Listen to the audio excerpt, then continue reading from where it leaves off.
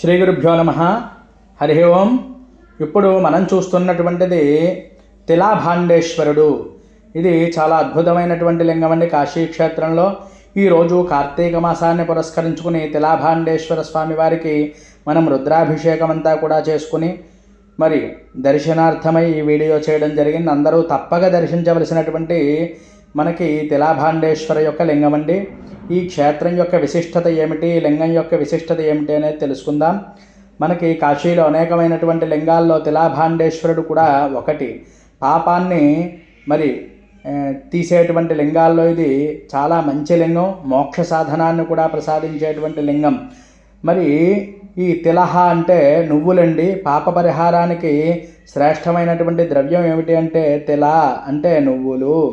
అందుకే మనకి తిలలు చాలా పవిత్రమైనటువంటివిగా చెప్పబడతాయి. భాండం అంటే పాత్ర అనేటువంటిది మనకి అక్కడ కనిపిస్తోంది చూడండి లింగం మీద. అక్కడ ఒక భాండంలో తిలలు అంటే నువ్వులు వేసి పెట్టి ఒక భక్తుడు అలా ఉంచితే అలా అయిపోయింది అని చెప్తారు. ఈ లింగం ఇంకా బాగా ఎదుగుతూ ఉందండి. మనకి పురాణాల్లో కూడా అద్భుతంగా దీనికోసం ప్రస్తావన అయితే ఉంది. అదేంటి అనేది ఇప్పుడు మనం చూద్దాం. ఒకసారి కాశీక్షేత్రంలో మహాపాపి ఒకడు బ్రాహ్మణుడు నివసించేవాడు. యజ్ఞాల్లో అది కూడా చాలా అపరాధాలు చేసి పితృకర్మలు అది కూడా చెయ్యకపోవడం వల్ల అతనికి చాలా పాపం అది కూడా వచ్చి మరణానంతరం అతన్ని ఆత్మ యమలోకానికి వెళ్ళే మార్గంలో భయానకమైనటువంటి యాతనలన్నీ కూడా అనుభవించింది.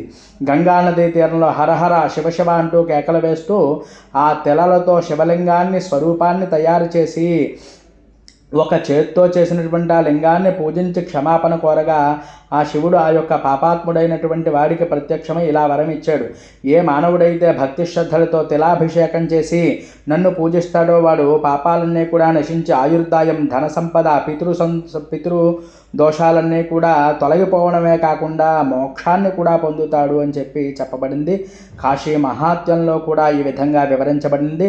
తిలాభాండేశ్వరమిత్యేవ లింగం పాపనాశనం, తిలాభిషేక స్నానేన మోక్షదో భవతీశ్వర అని చెప్పబడుతోంది. తిలాభాండేశ్వరుని ఒక్కసారి దర్శనం చేసుకున్నా, పూజ చేసుకున్నా మరి చాలా అద్భుతమైనటువంటి ఫలితాలు వస్తాయి అని చెప్పబడుతోంది.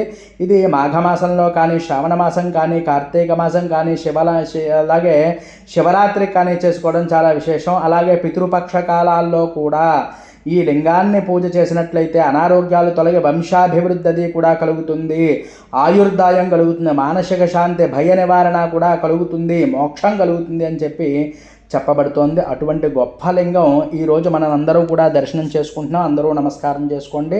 ఇంకా ఎవరైనా మన ఛానల్ సబ్స్క్రైబ్ చేయకపోతే సబ్స్క్రైబ్ చేయండి.